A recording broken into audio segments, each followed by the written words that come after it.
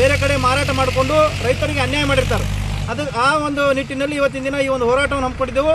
ಅದಕ್ಕೆ ತಾಲೂಕಾ ಕೃಷಿ ಅಧಿಕಾರಿಗಳು ಇವತ್ತಿನ ದಿನ ಬಂದು ತಾವು ಅಧಿಕೃತವಾಗಿ ಕೋಲಾರ ತಾಲೂಕಿಗೆ ಎಷ್ಟು ಇಂಡೆಂಟ್ ಬಂದದ ಅದು ನಮ್ಮ ಮಾಹಿತಿ ಕೊಡ್ರಿ ಅಂತೇಳಿ ಕೇಳಿದಂಥ ಸಂದರ್ಭದಲ್ಲಿ ಇಲ್ಲಿ ಸುಮಾರು 46,152 ಬ್ಯಾಗ್ ಯೂರಿಯಾ ಗೊಬ್ಬರ ಬಂದು ಅಂತ ಹೇಳಿದಂಥ ಇವತ್ತು ಕೊಟ್ಟಾರ ಅವ್ರು ನಮ್ಗೆ. ಅದು ಕೇಳಿ ಇಲ್ಲಿ ನಮ್ಗೆ ಯಾರಿಗೂ ಕೊಟ್ಟಿಲ್ಲ. ಯಾಕಂತಂದ್ರೆ ಯಾವುದೇ ಗೊಬ್ಬರದ ಅಂಗಡಿಗೆ ಹೋದರೂ ನಮ್ಗೆ ಈ ವರ್ಷ ಯೂರಿಯಾ ಗೊಬ್ಬರ ಬಂದಿಲ್ಲ ಅಂತ ಹೇಳಿ ಅವ್ರು ಏನದ ಹಿಂದಿನ ಭಾಗದಾಗೆ ಹೆಚ್ಚಿನ ರೇಟಿಗೆ ಮಾರ್ಕೊಂಡಂಥ ಉದಾಹರಣೆಗಳು ಇದ್ದಾವೆ. ಇನ್ನು 268 ರೂಪಾಯಿ ಮಾರಬೇಕಾದಂಥ ಯೂರಿಯಾ ಗೊಬ್ಬರ ಇವರು 300, 400, 500 ಸೇರಿದಂತೆ ಅದಕ್ಕೆ ಲಿಂಕ್ ಗೊಬ್ಬರ ಅಂತೇಳಿ ಬೇರೆ ಬೇರೆ ಗೊಬ್ಬರಗಳನ್ನು ಅಟ್ಯಾಚ್ ಮಾಡಿ ಸುಮಾರು 1500, 2000 ಖರೀದಿ ಮಾಡಿ ಅಂತೇಳಿ ರೈತರಿಗೆ ಒತ್ತಡ ಮಾಡಿ ಅವಶ್ಯಕತೆ ಇರುವಂಥ ರೈತರು ಸಾಲ ಸೋಲ ಮಾಡಿ ಈ ಗೊಬ್ಬರ ಕೊಂಡ್ಕೊಂಡಾರ.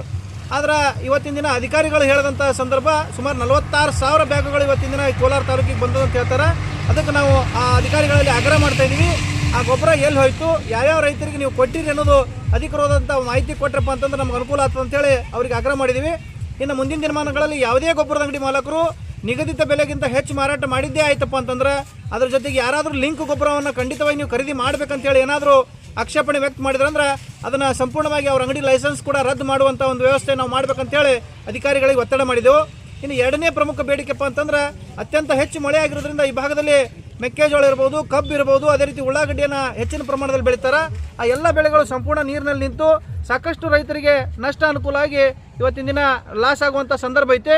ಅದಕ್ಕೆ ತಾಲೂಕು ಆಡಳಿತಕ್ಕೆ ಮತ್ತು ಜಿಲ್ಲಾಡಳಿತಕ್ಕೆ ನಾವೇನು ಒತ್ತಡ ಮಾಡ್ತಾ ಇದ್ದೀವಿ ಅಂದರೆ NDRF ಹಾಗೂ SDRF ಗೈಡ್ಲೈನ್ಸ್ ಪ್ರಕಾರ ತಾವೇನದ ಅಧಿಕೃತವಾಗಿ ಪ್ರತಿಯೊಂದು ಗ್ರಾಮಗಳಲ್ಲಿ ತಿರುಗಾಡಿ ಒಂದು ಸರ್ವೆಯನ್ನು ಮಾಡಿ ಆದಷ್ಟು ನಮ್ಮ ರೈತರಿಗೆ ನಷ್ಟಗೊಂಡಂಥ ರೈತರಿಗೆ ಪರಿಹಾರ ಕೊಡಿಸ್ಕೊಡ್ರಿ ಅನ್ನೋದು ಒಂದಾದರೆ, ಇನ್ನು ವಿಮೆ ಕಂಪನಿಯ ಹಣವನ್ನು ತುಂಬಿದ್ದೀವಿ. ನಾವು ಹಲವಾರು ರೈತರು ಇವತ್ತಿನ ದಿನ ವಿಮೆ ತುಂಬಿದ್ದೀವಿ.